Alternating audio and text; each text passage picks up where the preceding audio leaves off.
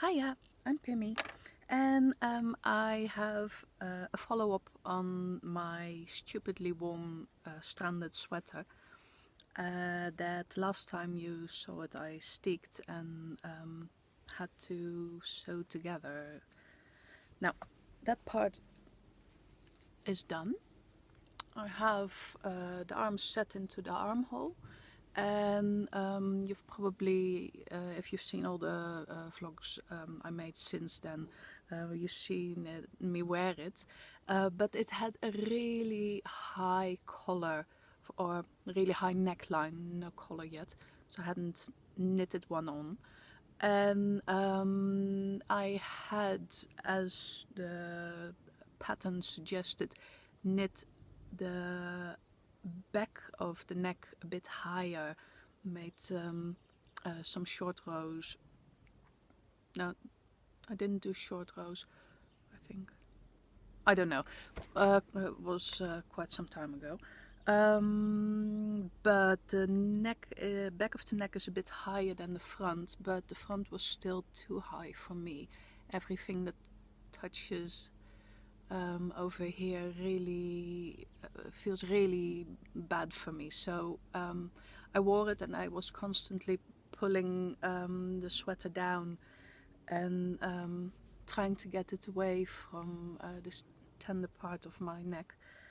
So that wasn't going to work, to leave it like that. So I did another stick.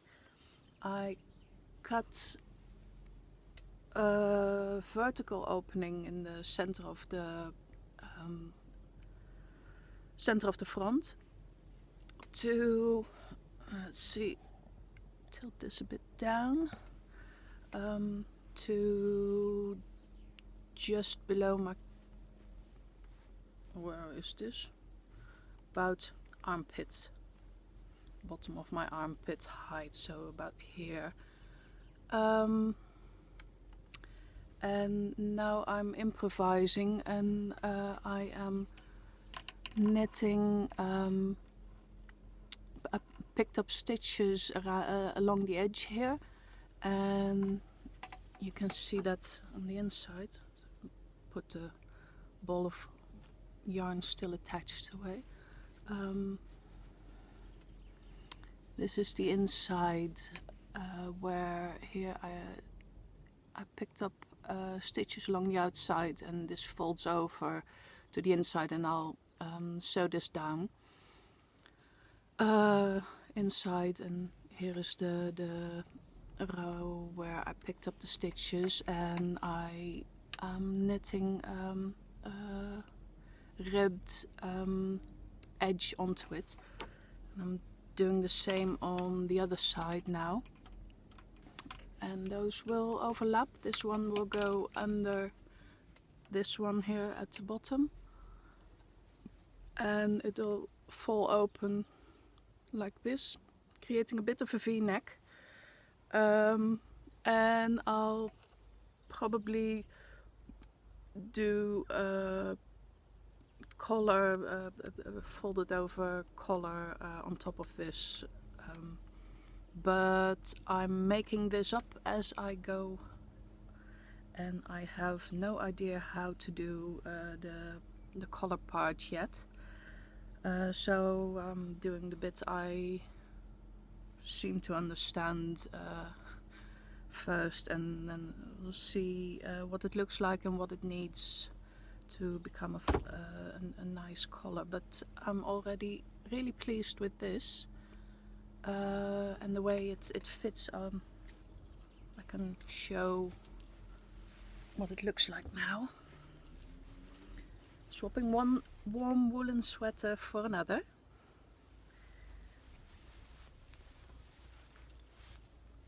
Because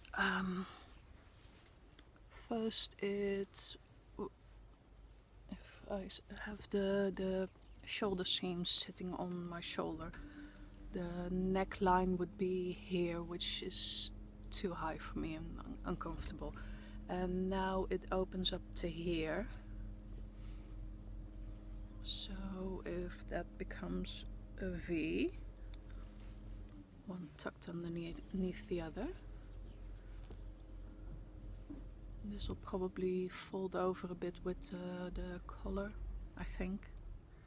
Not sure yet. I think that's what's going to happen. Then it gives me room here. So this is really nice for me and comfortable. Yeah. Don't know what else to mention about this. Oh yeah, I can show the inside of the arms where I put the sleeves in, and I think I thought I had already neatened up the stick line, but I haven't. I've just been wearing it. But that's the same that I'm going to have to do on the inside where the collar, the vertical part of the collar is. Here the edge of the stick needs to be sewn down, and I'll probably do that with a thin yarn, either thin yarn I've spun, the dark one, or some darning wool, which is a 2-ply sock yarn composition, so 25 nylon, 75 wool, but only the 2 strands instead of the 4 or 6 that you usually have in sock yarn. And that I also use to sew my medieval woolen garments with. So I'll probably use that to just do an overcast stitch and sew this down. The other thing I've been working on was another long time work in progress that just got stuffed in away in the, you can see it here, the blue, the pretty blue vintage suitcase that I keep my I hope that I will finally finish them if I lug them around everywhere I go. Work in progress knitting in. And this is a baby surprise jacket. Also an Elizabeth Zimmerman pattern. And it comes from the Opinionated Knitter, I think it's in.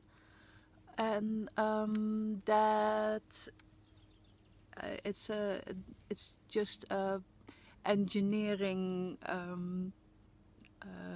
genius piece of engineering, and I really wanted to just understand how it's made, because you knit an oddly shaped blob, and when you have knitted everything and cast it off, then it's still an oddly shaped blob, and you have to fold the thing up so that you get, show it inside out, that you can seam the top of the sleeves. Here is the neckline, and then this folds in as a front, and you suddenly have a garment.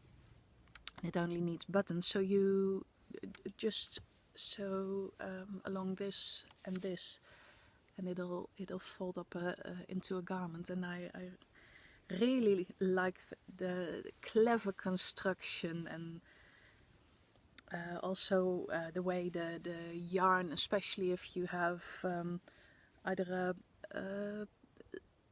some kind of self-striping yarn or a hand spun that is has some kind of gradient in it, or some kind of in spun striping, and it'll show the construction with the decreases and the increases, which gives the jacket its shape. Now I have to find someone with a baby to give this to, because I don't have kids this size and I don't want kids this size anymore. So I'm going to inflict it on someone else. But I think I have a cousin who is building a fresh baby. So she might be getting this. And I only need to put buttons on it and then I'll be finished. But I need to look through my button stash and see if I have something that works with this this yarn and these colors. And those are tucked away somewhere I don't come very often, so I'll have to do that, and then I can send this on its way in celebration of a new baby being baked right now. And if I have the color on this one finished, then I have 2 Elizabeth Zimmerman garments constructed, and I have to say that I really enjoy her clever way of thinking about knitting and